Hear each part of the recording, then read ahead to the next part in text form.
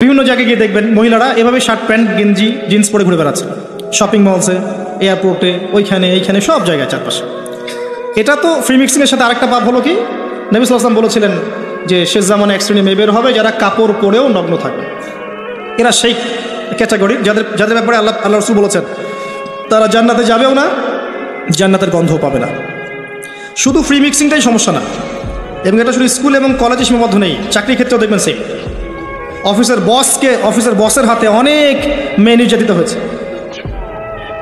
বেতন বেশি দেওয়ার কথা বলে, প্রমোশন দেওয়ার কথা বলে, আর মেয়েরা তো একটু অবলা জাতি হয়, তারা একটু অবলা হয়, তাদের একটু মায়া মহব্বত বেশি থাকে, ইমোশনটা বেশি থাকে, তারা খুব বেশি কনভিন্স হয়ে যেতে পারে।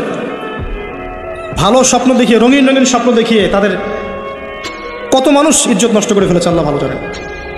এরপরেও দেখবেন, এই সমস্যার পরেও দেখবেন তার উপরে আবার আছে পর্নোগ্রাফি।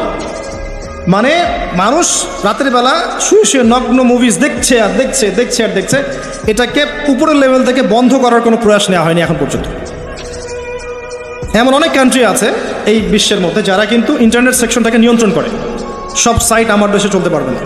ইভেন আমরা যে হারে ফেসবুক চালাই, চাইনিজরা কিন্তু এভাবে